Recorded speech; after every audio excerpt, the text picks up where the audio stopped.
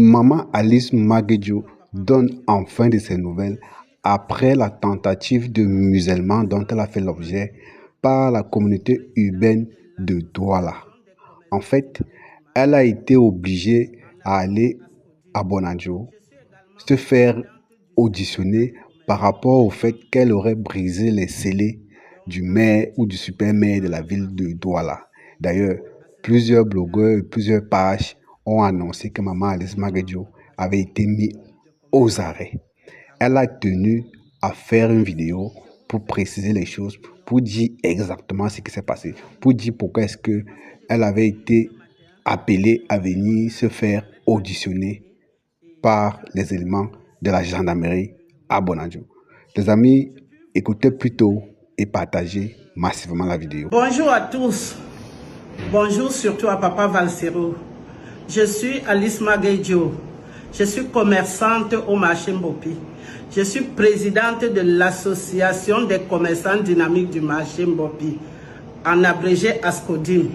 Je suis également présidente du syndicat des commerçants détaillants du Vouri. Donc, en ce titre, il y a 30 marchés qui sont affiliés à ce syndicat SICODEV. Je suis également membre de la Chambre de commerce du Cameroun. Si je vous fais cette petite vidéo, à vous tous ceux qui m'aiment, c'est parce que depuis ce matin, mon téléphone n'arrête pas de sonner et les gens veulent vérifier si je suis en cellule, oui ou non. Bon, je peux vous rassurer que ce jour-là où la légion de gendarmerie, c'est comme ça que celui qui m'avait appelé avait dit, était venu pour me prendre au marché Mbopi. Je les ai eus au téléphone parce qu'ils ne m'ont pas trouvé sur place. Je crois que c'était mercredi. Ils ne m'ont pas trouvé et je leur ai dit, c'est pas la peine de faire des efforts pour me prendre. Je m'amène moi-même à la Légion de gendarmerie. Effectivement, je m'y étais rendu ce jour-là et ils m'ont auditionné et après environ 1h30, je suis rentré chez moi. Mais quelqu'un quand même avait signé le garant. Je précise que je n'étais pas seule et c'est sur place qu'on nous a dit que c'était suite à une plainte que le maire de la ville avait déposée parce qu'on a brisé ses scellés. Bon, nous avons expliqué. On ne sait pas de quoi il s'agit, on ne sait pas de quel scellé il s'agit. Nous n'avons jamais été mis en demeure, on n'a jamais constaté une dette que nous devrons payer. Mais à la vérité, ce qu'ils appellent apposer les scellés chez nous, c'est parce qu'il y a eu une réforme fiscale et qu'on a dit qu'il n'y a plus de droit de place dans les marchés parce que cela devrait être recouvré dans ce qu'on appelle désormais impôt général synthétique. Du coup, nous n'arrivons pas à comprendre pourquoi les agents de la mairie de la ville sont toujours dans les marchés en train de recouvrer les droits de place. Chez nous, nous leur disons non, nous avons déjà payé dans nos impôts général synthétiques les droits de place. D'ailleurs, ces droits de place que nous avons toujours payés, quand je dis nous, je veux dire les commerçants du marché Mbopi, ont toujours payé 4 000 par boutique et par mois. On n'a jamais, c'est une taxe recouvrée, mais on n'a jamais eu une simple contrepartie sur le marché Mbopi. Ces droits de place étaient de 4 000. Et quand les gens quittaient BCK, parce que le marché Mbopi émane de déguerpissement qu'on a fait aux citoyens camerounais dans la zone du port,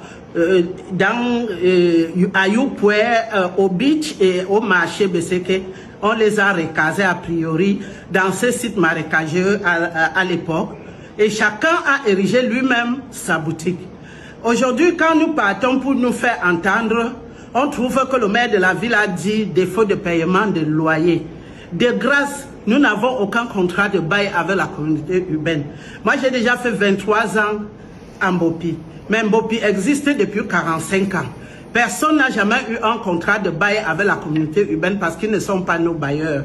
Nous sommes des attributaires.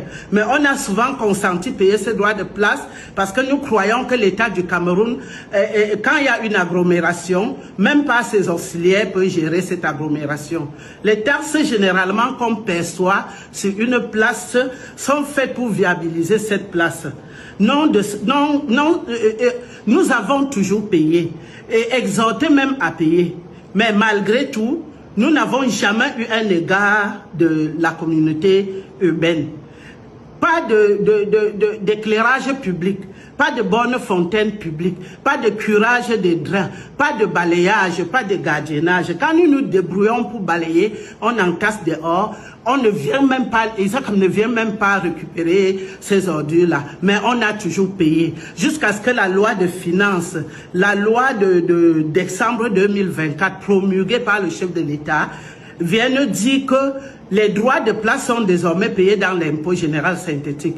Nous ne comprenons pas pourquoi, de forfaiture en forfaiture, ils viennent nuitamment attacher les cordes devant nos boutiques et pour nous museler, pour nous amener à ce n'est ni plus ni moins le trafic d'influence. Donc ils ont appelé, nous avons répondu devant les enquêteurs qui ont dit que le maire de la ville a dit qu'il nous interpelle et qu'il nous entend et qu'il nous défère. Moi, je leur ai demandé que depuis quand c'est le plaignant qui donne la sentence à donner à celui pour qui il se plaint, qu'il nous entende et que s'il trouve matière à nous déférer, qu'il nous défère, mais qu'il ne nous dise pas plutôt que c'est l'ordre du maire de la ville. Donc, avec tous ces arguments massus, il y avait les représentants de la communauté urbaine là-bas, et avec tous ces arguments, l'enquêteur a jugé nécessaire de nous élargir. Il nous a fait appeler les gens pour signer garant, mais nous sommes partis chez nous. Donc je ne suis pas en cellule pour le moment. Je suis à la maison. Mais ça ne veut pas non plus dire que l'histoire est terminée. Nous attendons de quel côté cela va rebondir. Merci déjà pour tout l'amour que vous donnez pour nous. Merci pour tous ceux qui luttent contre des injustices. Merci pour tous ceux qui, au Cameroun et partout ailleurs dans le monde, essayent de relever la voix des sans-voix. Nous ne sommes là que pour crier, comme Jean-Baptiste a crié dans le désert. Nous ne sommes là que pour amener nos autorités à comprendre que le minimum de droits qu'on nous donne, les individus nous empêchent d'entrer dans nos droits. Donc nous n'avons que des devoirs. Quelle est cette vache chalet qu'on traite à l'infini? Les commerçants n'en peuvent plus. Nous sommes étouffés. Nous sommes vraiment étouffés. Merci, chers tous. Puisque l'occasion nous est donnée de parler de marché Mbopi. Voilà un marché qui, au départ, les déguerpis étaient environ 300, 400 personnes. Chacun recevait sa livraison avec sa camionnette devant sa boutique. Aujourd'hui, il est quasiment impossible que les porte-tours, le pousse-pousse passe dans les couloirs du marché Mbopi. C'est toujours la communauté urbaine à travers ses régisseurs qui ont vendu toutes les servitudes de passage. Nous avons décrié ça. Toutes les servitudes de passage. Aujourd'hui, s'il y a l'incendie au bloc 2, par exemple, du marché Mbopi, même à quelques endroits du bloc 1, le sapeur ne peut pas intervenir parce qu'il ne saura pas par où passer. Et on vend les bouches d'incendie, on vend les drains, on vend tout là au marché Mbopi. Nous nous plaignons. Le maire de la ville ne reçoit personne. Nous plaignons n'importe comment, personne n'écoute. Le jour où il y a un gros incendie, tout le monde accourt et après tout le monde rentre chez eux et c'est nous les commerçants qui perdons tout ce que nous avons. Il y a un problème. J'invite même les journalistes à venir faire un vox pop dans le marché Mbopi ou même filmer les artères de marché Mbopi. Vous allez vous rendre compte que ce que nous disons là est réel. Et quand ils veulent se cacher, ils disent que les commerçants s'installent anarchiquement. Aucun commerçant, même ceux du trottoir, vous allez remarquer que sur le trottoir, ils ont même mis les couleurs de parasol que les gens... Chacun qui occupe 1 millimètre paye les droits toujours à cette communauté urbaine. On n'a pas de trottoir, on n'a pas où garer nos voitures. Chaque jour, on dit qu'on lutte contre le désordre urbain. On les chasse et on recycle la mafia. C'est comme ça. Donc, ce que nous disons là, puisqu'ils nous ont donné l'occasion, voilà un marché comme celui-là qui n'a pas une seule bonne fontaine, puisqu'on parle de l'eau, de l'eau pour abreuver nous et nos gérants. Il n'y a pas une seule bonne fontaine dans le marché Mbopi. Il n'y a pas une seule toilette publique dans le marché Mbopi. Nous avons déjà écrit des tonnes de lettres. On a dit que même si le marché est plein comme l'œuf, on peut regarder un coin. Celui qui occupe le coin, on paye à sa juste valeur sa boutique pour faire les toilettes publiques. Mais personne ne nous écoute. Nous nous débrouillons comme on peut. Mais on veut justement que nous soyons dans un pays où nous n'avons aucun droit. Un marché de l'Afrique centrale qui est désormais contrôlé par l'Afrique de l'Ouest. Parce encore si c'était les Camerounais qui occupaient ces endroits indus. Allez-y voir par vos yeux vous-même. Jusqu'à quand nous allons crier, jusqu'à quand les gens ne comprendront pas que ce que nous disons est pertinent. Nous ne sommes pas des va-t-en-guerre, encore moins ceux qui vont lutter, bomber la poitrine devant le délégué du gouvernement. Mais de grâce, nous sommes déjà au niveau incompressible. Nous n'en pouvons plus.